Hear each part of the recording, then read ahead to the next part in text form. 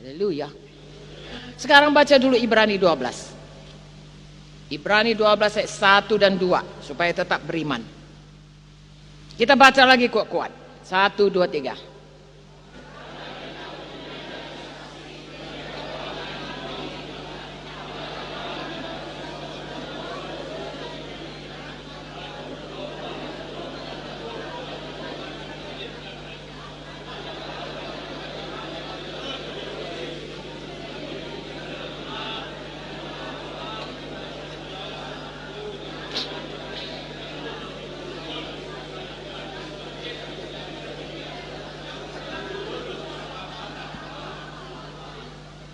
Oke, sambung satu lagi, ayat 3.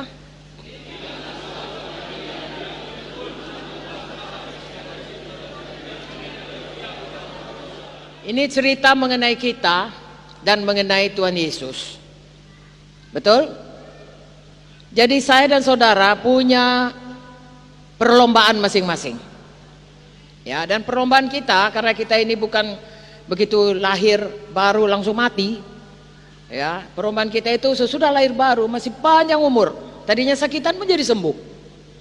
Lalu kita jadi panjang umur. Jadi perlombaan kita kayak maraton. Lari lama.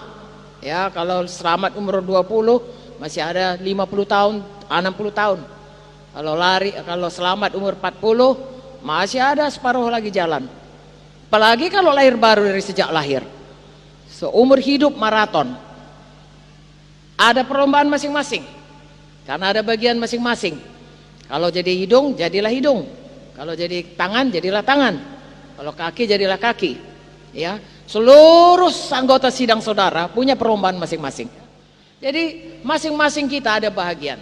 Lagi-lagi goalnya Yesus.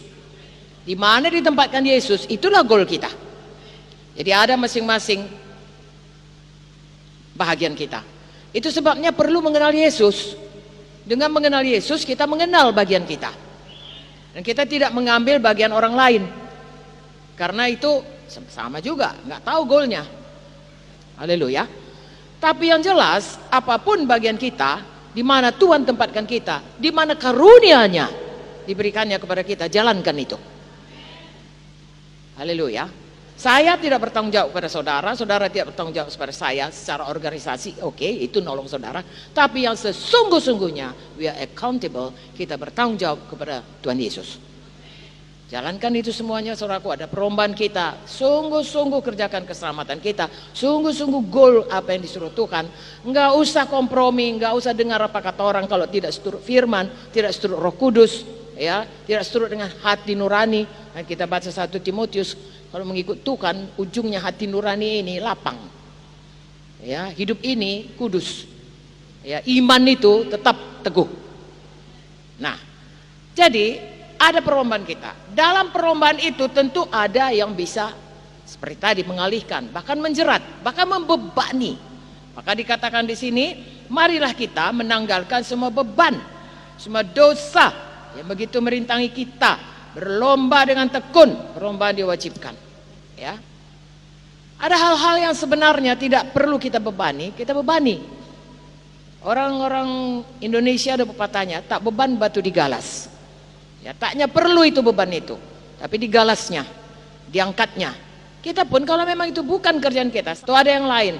Enggak perlu saudara hadir itu. Saudara lebih perlu Kisah 6 ayat 4, yaitu apa? Duduk, doa, firman, doa, firman. Ya, buang semuanya. Apalagi kalau dosa. Dosa ya janganlah saudaraku. Karena itu akan menarik saudara keluar dari jalan Tuhan. Jadi tanggalkan semua beban, apalagi dosa, berlomba seperti yang kita katakan dalam Filipi 3 14 tadi. Haleluya. Ayat 2. Ayat 2, bagaimana kita berlombanya? Siapa tahu? Bagus. Ya, kita melakukannya dengan mata tertuju kepada Yesus. Jadi lagi-lagi ini lebih menekankan yang saya katakan tadi. Apakah goal kita? Mata tertuju kepada Yesus. Apapun yang saudara lakukan, mata tertuju kepada Yesus. Saya berdiri sekarang ini mengajar saudara, Ya, mata tertuju kepada Yesus supaya rencana Yesus jadi sama kita semua. Apapun perlombaan kita, hidup kita, tiap saat, tiap hari, mata tertuju kepada Yesus.